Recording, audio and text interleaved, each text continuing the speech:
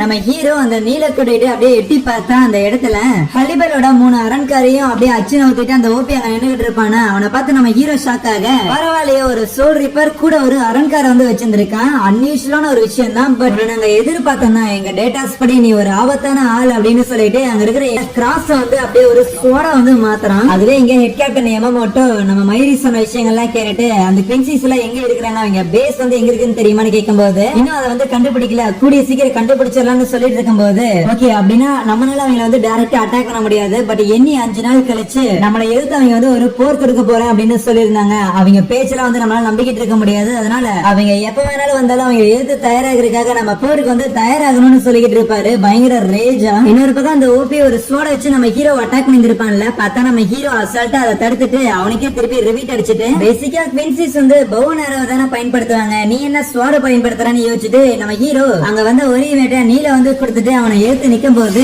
பரவாயில்ல இருந்தாலும் அவனோட அட்டாக் வந்து இஷிராவோடவுமே வந்து ரொம்ப ஸ்ட்ராங்கா தான் இருக்குதுன்னு சொல்ல, இதை கேட்ட அந்த ஓபி இஷிரா அப்படின்னா அந்த குயின்சி, ஆனா அவங்களோட பவர் வந்து என்னோட கம்மியா இருக்குதுன்னு சொல்றேன், நம்புற மாதிரி இல்லையே. சரி ஒரு நிமிஷம் இரு, ஓகே ஒரு இன்ஃபர்மேஷன் இப்பதான் வந்திருக்குது, என்னோட லீடர் இதே இடத்துல உன்னை வந்து முடிச்சிட சொல்லி இருந்திருக்காருப்பா. யார் அந்த லீடர் அது என்னால சொல்ல முடியாது, பட் கண்டிப்பா இந்த ஒரு டெக்னிக்கை பத்தி உன் ஃப்ரெண்டு கிட்ட இருந்து நீ தெரிஞ்சிருப்பேன்னு சொல்லிட்டு அவன் குயின்சிஸோட அந்த ஃபைனல் பவர் வந்து இருக்கும்ல இதே அட்டாக் நம்ம இஷிரா அந்த மாசோ இப்படி அந்த ஓபி நம்ம ஹீரோ கூட சண்டை போட்டுட்டு இருக்கிறான் அப்படிங்கிற ஒரு விஷயத்த யூஹாவா இருப்பான்ல அவங்கிட்ட வந்து இன்ஃபார்ம் பண்ணும்போது அப்படி இருக்காங்க இங்க நம்ம ஹீரோ அந்த ஓபி கூட வந்து சண்டை போட்டுக்கிட்டு இருப்பான்ல, அப்பதான் நம்ம ஹீரோக்கு தெரியுது ஓகே இஷிரா வந்து இந்த ஒரு அட்டாக்க பத்தி என்கிட்ட வந்து சொல்லியிருந்திருக்கான், இதுவும் அதே மாதிரிதான் இருக்குன்னு நினைக்கும் போது ஏன்னா அந்த பையன் வந்து உனக்கு இதை பத்தி ஏதாவது சொல்லியிருந்திருக்கானா, ஆனா அது இது கிடையாது, ஏன்னா இஷிரா யூஸ் பண்ணிட்டு இருக்கிற அந்த ஒரு டெக்னிக் அப்படிங்கிறது 200 வருஷத்துக்கு முன்னாடி அழிஞ்சு போன ஒரு டெக்னிக். அந்த ஒரு டெக்னிக்க அந்த இஷிராவோட தாத்தா மட்டும் தான் வந்து தொங்கிக்கிட்டே இருந்தான். நாங்க எவ்வளவோ சொன்னோம் எங்களோட எவால்வான இந்த ஒரு புது டெக்னிக்க வந்து கத்துக்கோ யூஸ் பண்ணு,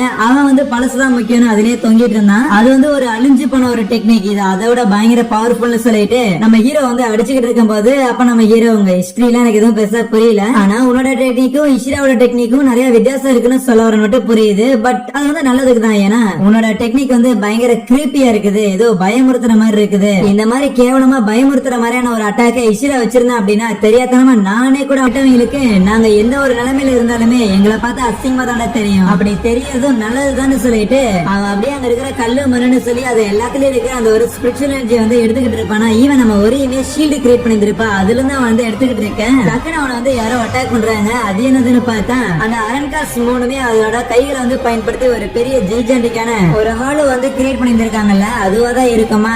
இதெல்லாம் நான் என்ன பண்ணிட போகுதுன்னு அந்த ஓபி வந்து தெனாவத்துல இருக்கேன் வாயை உடைச்சிடும். இன்னொரு பக்கம் நம்ம இஷிராவை காட்டுறாங்க, அவன் லைப்ரரியில வந்து சில புக்ல வந்து தேடிட்டு இருப்பானா, அவன் தேடுற எதுவுமே வந்து இந்த புக்ல இருக்காது. அப்ப அந்த இடத்துக்கு இஷிராவோட அப்பா வந்துட்டு எங்கடா பண்றேன்னு கேட்கும்போது ஐயோ நம்ம 2 பேரை தவிர வேற எந்த ஒரு குயின்ஸுமே இல்ல அப்படின்னு நீ வந்து சொல்லிக்கிட்டு இருந்த, ஆனா உப்பன்னு பார்த்தா திடீர்னு சோல் சிசரையும் சரி ஹாலோ வள்ளியும் சரி யாரும் வந்து அட்டாக் பண்றாங்க, கண்டிப்பா அது வந்து குயின்சிஸ் தான். சோ நான் தான் லாஸ்ட் குயின்சி அப்படின்னா இதுக்கெல்லாம் என்னைய அர்த்தம் கேட்டுக்கிட்டு இருக்கும் போது நீ தேடுறதுக்கான பதில் நாங்க கிடைக்காத ராசா அப்படின்னு சொல்லிட்டு போயிருவாரா. அதுக்கப்புறமே அவன் வந்து அந்த ஃபைனலா அவன் என்ன சொன்னான், இங்க தேடினா கிடைக்காதா ஒருவேளை அப்படின்னு சொல்லிட்டு அவங்க அப்பாவோட ரூம்ல ஒரு டிராயர் ஒண்ணு இருக்குமா, அதுக்குள்ள ஒரு டைரி ஒண்ணு இருக்கும், அது வந்து அவங்க தாத்தாவோட தான் இருக்குமா, அதை எடுத்து அவன் வந்து படிச்சுட்டு இருக்கேன். இன்னொரு பக்கம் சோல் சொசைட்டில வார் வந்து டிக்ளேர் பண்ணிருக்காங்களா, அதனால பயங்கர பரபரப்பா இருப்பாங்களா. அப்ப அந்த யூகியும் ஷீனோவும் பேசிட்டு இருக்கும் போது ஆமா ஏன் குயின்சிஸும் சோல் ரிப்பர்ஸும் அடிச்சுக்கிறாங்க அப்படின்னு சொல்லி 2 பேருக்குள்ள ஒரு கேள்வி இருக்குமா. அப்ப அந்த இடத்துக்கு அவங்க ஸ்குவாட சேர்ந்த ஒருத்தன் வந்துட்டு அது என்னன்னா அப்படின்னு சொல்லி எக்ஸ்பிளைன் பண்ண ஆரம்பிக்கிறான். சோ ஏற்கனவே பார்த்தா அதே ஒரு விஷயம் தான், பேசிக்கா சோல்ஸ் அப்படிங்கறது சோல் ரிப்பர்ஸ் மூலமா இந்த சோல்ஸ் மூலமா சோல் சொசைட்டில இருக்கிற சோல்ஸுக்கும் ரியல் வேர்ல்ட்ல இருக்கிற சோல்ஸுக்கும் வந்து ஒரு இம்பேலன்ஸ் வந்து கிரியேட் ஆகும். அப்படி ஒரு இம்பேலன்ஸ் வந்து கிரியேட் ஆச்சு அப்படிங்கும் போது அந்த ஒரு இம்பேலன்ஸ் மூலமா 2 வேர்ல்டும் கொலைட் ஆகி அழிஞ்சு போயிடும். சோ இந்த ஒரு பேலன்ஸ் வந்து மெயின்டைன் பண்றதுக்காக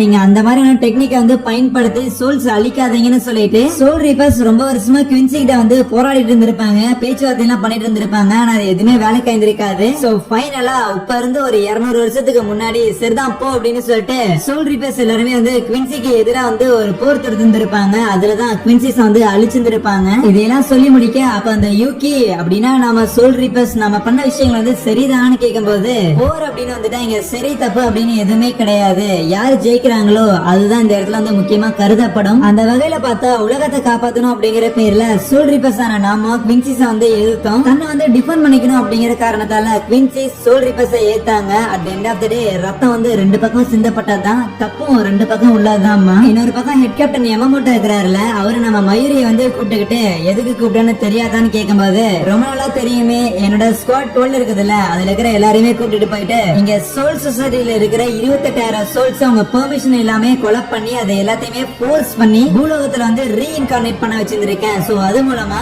ரியல் வேர்ல்ட்ல அந்த குவின்சிஸால கொலை பண்ணப்பட்ட அந்த ஹாலோஸ்க்கு நடுவுல வந்து ஒரு இம்பேலன்ஸ் வந்து கிரியேட் ஆயிருக்கும். சோ அதை வந்து பேலன்ஸ் பண்ற ஒரு விதமா தான் என்னோட ஆக்ஷன் வந்து இருந்ததுன்னு சொல்ல, இருந்தாலும் என்னோட பெர்மிஷனை வாங்கி இருக்கணும். ஏன்னா ஸ்குவாட் 11 சேர்ந்த இக்காகவும் அயசகாவும் அங்க என்ன நடந்துச்சு அப்படிங்கிற ஒரு விஷயத்தை வந்து இன்வெஸ்டிகேட் பண்றதுக்காக போயிருந்திருக்காங்க. உங்களோட பெர்மிஷன் கிடைக்கிற வரைக்கும் நான் வெயிட் பண்ணியிருந்தேன் அப்படின்னா எல்லாமே வந்து கையை மீறி போயிருந்திருக்கேன் ஹெட் கேப்டன். ஆனா நீ வந்து ரிசர்ச் அண்ட் டெவலப்மெண்டோட ஹெட் தானே, அப்படி இருக்கும்போது இந்த பிரச்சனை எல்லாத்தையும் வந்து நீ முதல்லயே சொல்ல மாட்டேயா? முதல்லயே சொல்ல மாட்டேயாவா? அந்த இஷிரா பையன் வந்து ஒரு குவின்சி தானே, முதல்ல அந்த ரூக்கியா வந்து காப்பாத்திருக்க, அது எல்லாத்தையும் வந்து அப்படியே கம்ப்ளீட்டா அப்சர்வ் பண்ண ஆரம்பிக்கிறான். ஈவன் அந்த ஒரு மான்ஸ்டர் வந்து அவனை அட்டாக் பண்ண போகும்போது அந்த மான்ஸ்டரே வந்து அவன் கம்ப்ளீட்டா வந்து அப்சர்வ் பண்ண ஆரம்பிக்கிறான். அந்த இருக்கிற அந்த ஹாலோ பவர் எல்லாத்தையுமே.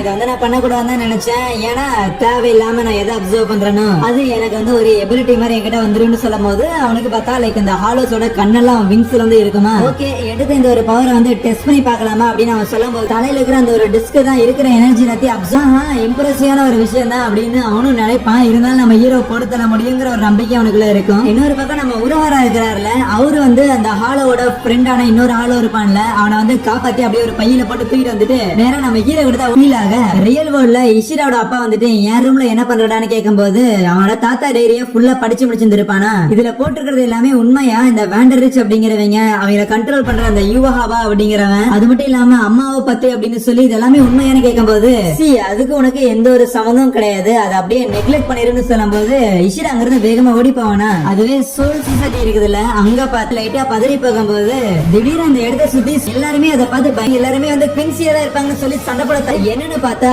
ஸ்டோன் ரிட்டர் அப்படின்னு குவின்சியோட ஒரு படம் நாங்க இருக்கும். சோல் ரிப்பர்ஸ் இன்னைக்கு நீங்க காலிடான்னு சொல்ல அங்கே இந்த ஒரு எபிசோடே முடிக்கிறாங்க. அடுத்த எபிசோட் தீபாவளி தான்.